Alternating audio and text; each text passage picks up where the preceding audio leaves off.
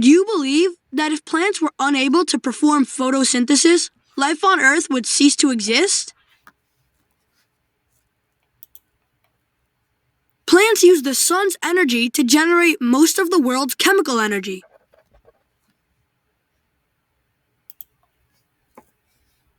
Since plants use the sun's energy directly to make their food, they are known as producers. But animals have no chloroplasts and can't perform photosynthesis.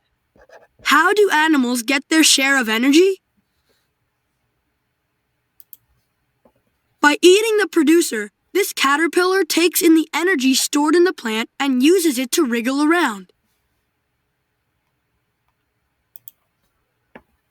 The caterpillar and all animals that do not make their own food are called consumers.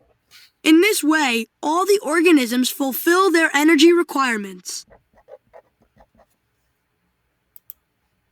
This flow of energy from one organism to another is represented by a food chain.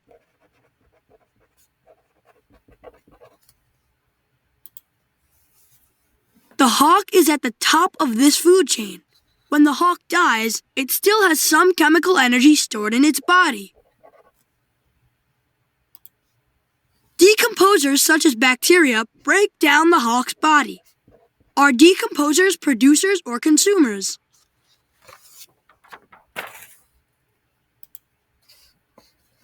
Decomposers are consumers because they cannot produce their own food. They get energy by consuming the remains of dead plants and animals. Here's another example of a food chain in a marine ecosystem.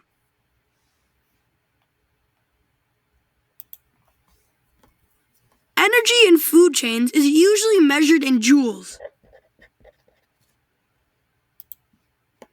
The total amount of energy present at each link of a food chain can be represented using an energy pyramid.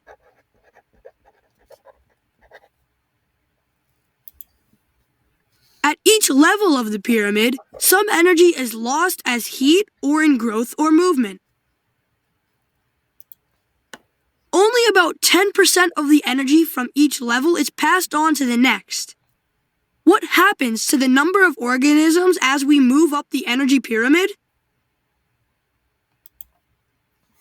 Along with the amount of energy, the number of organisms also decreases as we move up the pyramid.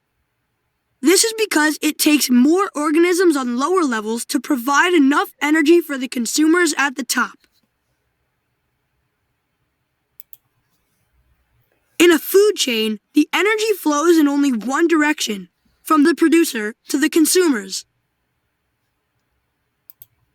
Here's another example of a food chain in the same ecosystem. Organisms can be part of more than one food chain because animals eat different types of food.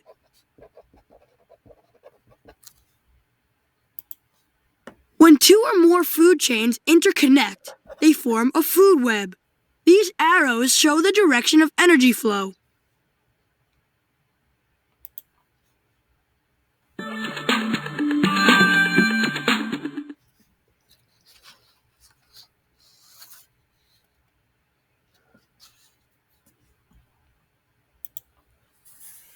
We just learned that energy always flows in one direction from the sun to the producer and then to the consumers. The flow of energy from one organism to another is represented by a food chain.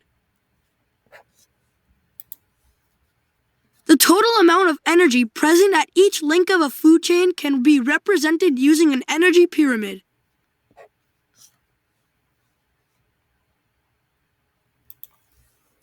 Two or more food chains interconnect to form a food web.